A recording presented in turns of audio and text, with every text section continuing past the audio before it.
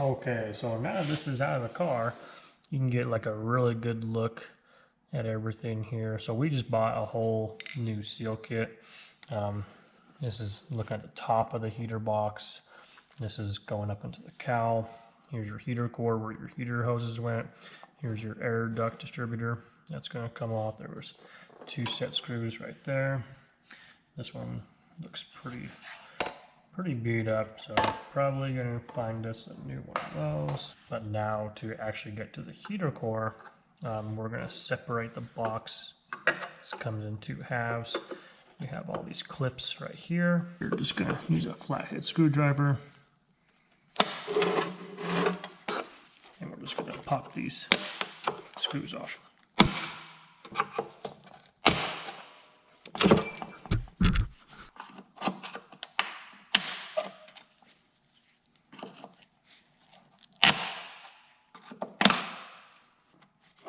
Okay, all these clips, there's quite a few of them, but I need a few of these clips.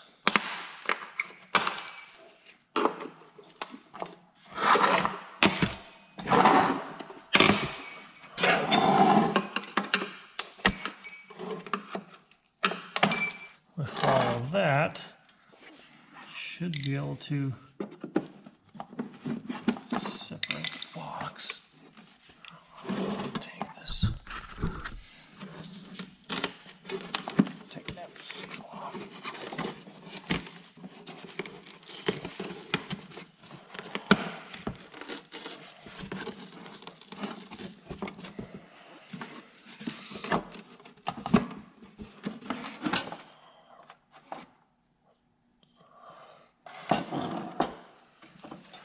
It's just like that. It just kind of separates.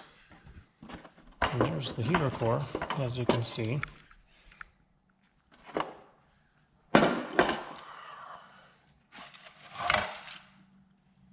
Whew. Holy cow.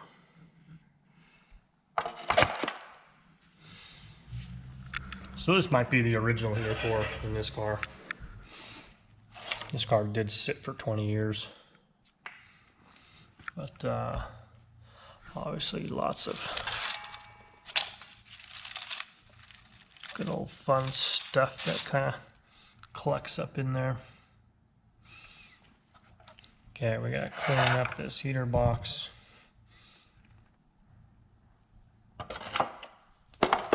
We got a whole new seal kit for this thing, so we'll get her cleaned up and get her sealed up. Okay, so we got the heater box here. We're gonna throw in a new seal and gasket kit in there. It comes with a new blower motor gasket, so while this is off, we're going to pull this out. Okay, so we got our blower motor off the actual housing. Just kind of cleaning this up here. We're going to put a new gasket on. But one good thing that you may want to do while it's out, because in order to replace a blower motor, you do have to take the whole HVAC box apart. So you don't have to take the HVAC box apart, you have to take it out of the car. So anyways, if you have a battery and you got 2 leads, you just touch one to the other. And this is a good blower motor. You can do this. Doesn't matter which lead goes on the positive or which one goes on the negative, because the motor is reversible. So we're just going to test to see if it works. And that's how to bench test a blower motor. So now we know we're good to put this thing back in the car. It works great. Even sounds pretty good too.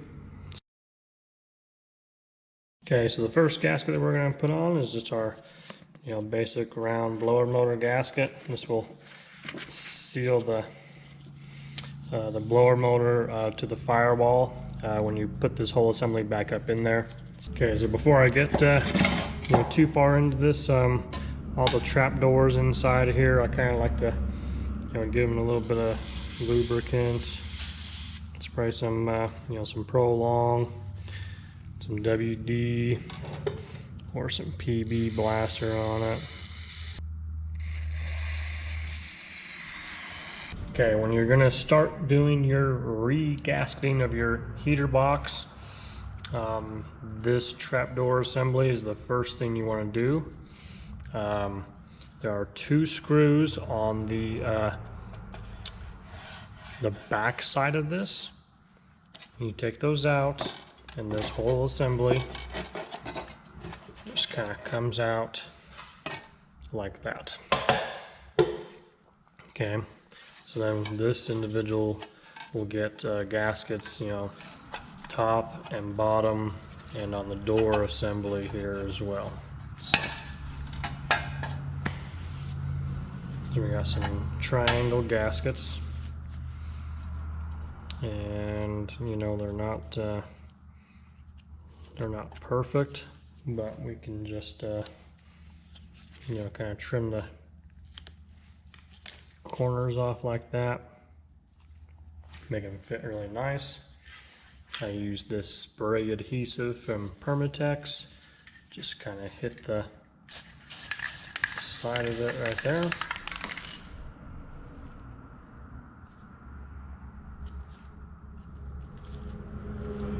Get that side on. Put this over and do the rest. You can put the spray adhesive either on the assembly or the gasket itself.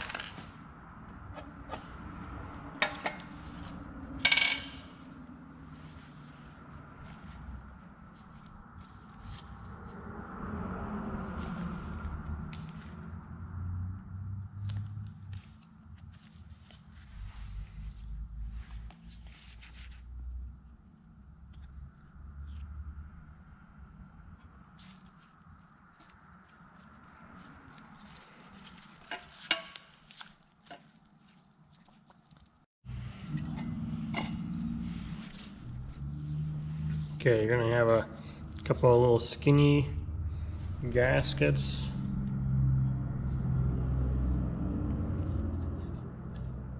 that go here like this.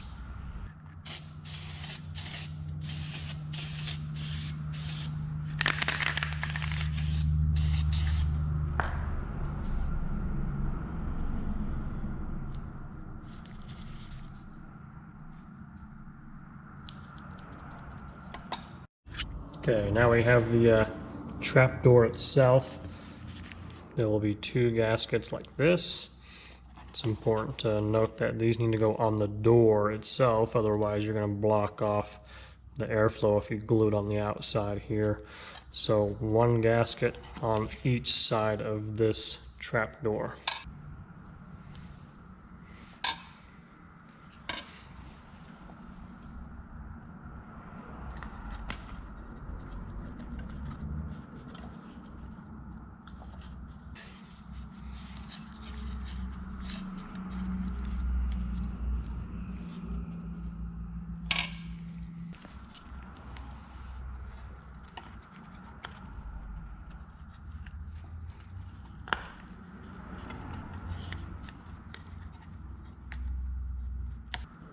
Okay, gasket on both sides of the door.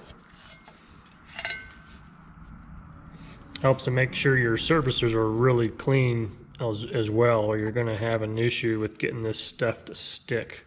The next gasket on this is you have a gasket right here where it actually bolts to the to that half of the heater box. So you'll notice this gasket has a couple of holes in it, so you just kind of want to make sure you line up your holes with where it mounts into the heater box there.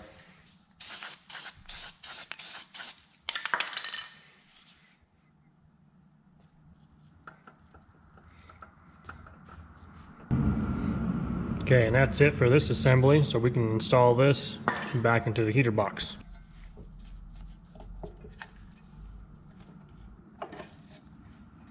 It's going to be a little tighter fit because it actually has gaskets on the top and bottom now. Just kind of want to be careful and slide it in without ripping your gasket off.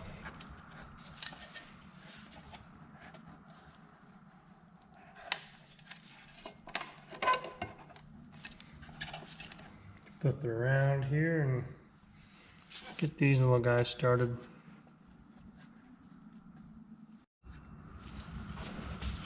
Okay, so when getting those two little bolts to get started into the metal bracket here, they don't have to be super tight. They just got to be like in to hold. It's easier to kind of, it's difficult with the new gaskets because you can't really like move it around a whole lot. So it's easier to get those in first and then push this end down and get it into place like that. So it's just kind of hard to get those two, these two little screws started. So, but now they're in there, and it doesn't take a whole lot to strip those out. So just kind of get them in there, just a little snug is all. So, okay, that is that. So now we can get our heater core in. Okay, first gasket for the heater core is obviously a rectangular gasket. It's got two half circle cutouts to go right in here where their in and out ports are for the heater core.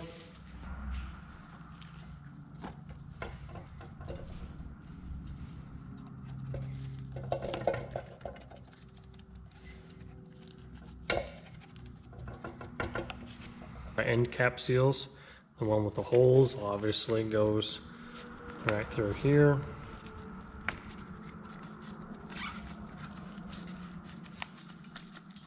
Put that end cap on, and then here's the other one.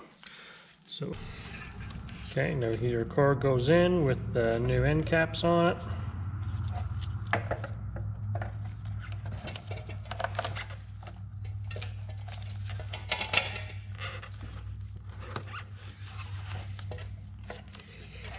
It's going to be tight.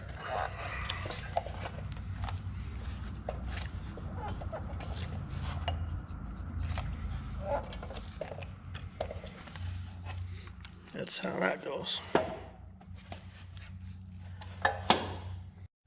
Okay, here's the other half of the heater box. So you have a metal plate, looks like this. It's going to go in like this. It has a gasket. It goes on there, which will, you know, match up with the heater core once these two halves go together. Okay, so these trapdoor gaskets, you have two square gaskets, one smaller, one's bigger. The smaller one is going to go on the inside like this. The bigger one's going to go on the outside like that.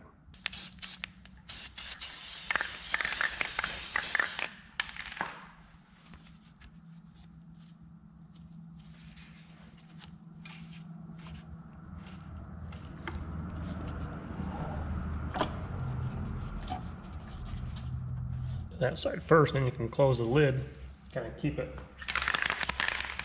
shut.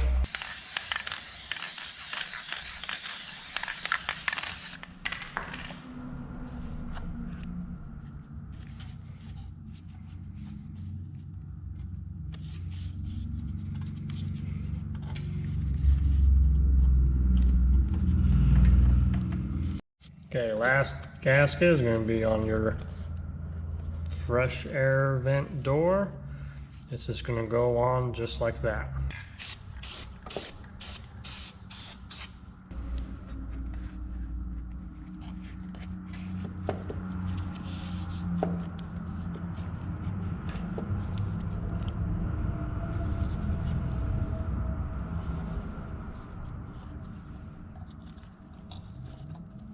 You can close your lid and let that dry up and stick on there good.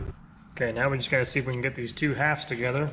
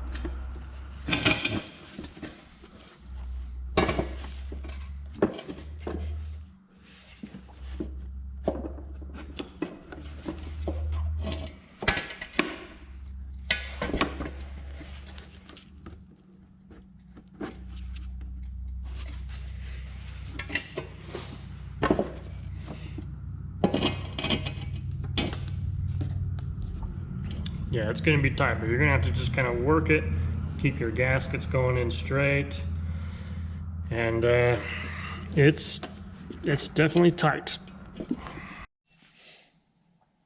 Okay, by now, if you're watching this video or still watching this video and you're struggling to get these clips on, like how most of us are, you're probably looking for a trick. Here's the trick.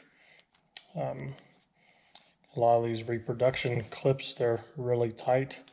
I put them in my pliers and I just kind of tweak them. You have to kind of open them up a little bit. Put them in here or put them in your vise.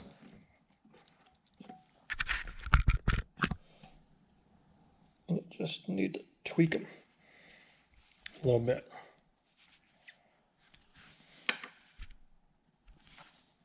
Okay. And then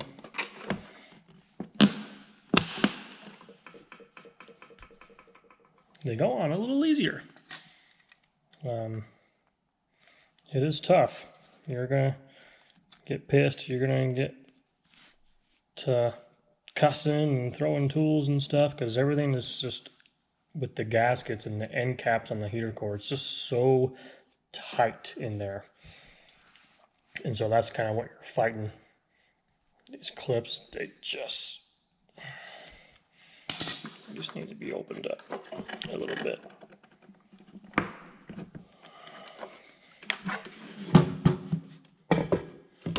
Okay. Sometimes your 50-year-old heater box may start to kind of come apart, like how this one is. If unless you're going for concourse, it's going to be fine if you can't get every single clip back into place. But we're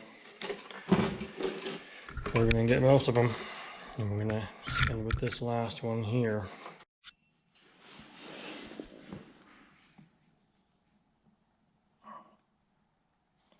Just tweak that clip.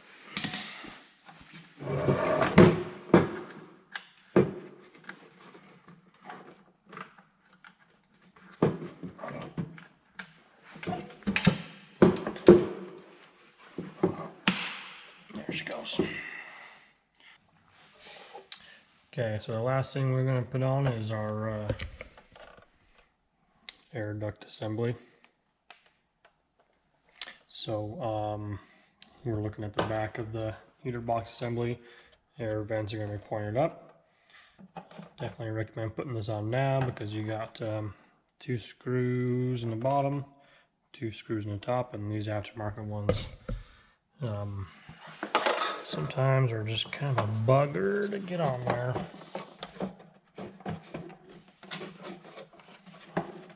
There it goes. It's a tight fit, but it fits. You just need to line up your little screw holes and get those in and snugged up. Finally got this all back together.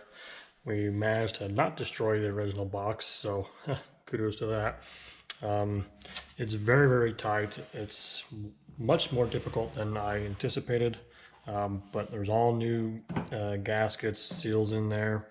Blower motors bench tested. We got a new gasket here, new gasket here, new air duct here, and so nice new brass heater core. I don't want to have to tear into that for another 30 years, hopefully, or more. Hopefully I'm retired by then. And anyway, so she should be good to go. All the flaps are working great, so should be good to get her back in the car. Let's do her.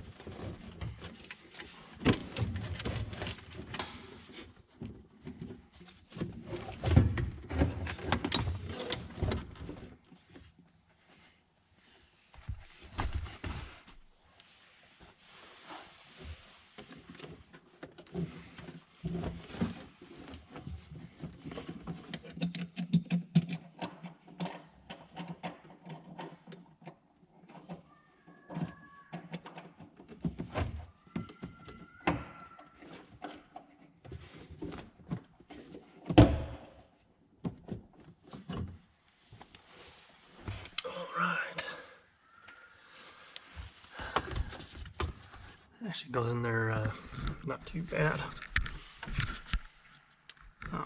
Got a bunch of aftermarket stuff over here that would make it easier if that was out of the way, but I mean, for the most part, I mean, it's in. We just gotta, you know, get everything tightened up and plug in our blower motor resistor and our air ducts and our cables and all that kind of fun stuff. So okay, so from here we just put our 4 nuts back around the blower motor. We gotta connect our blower motor wires.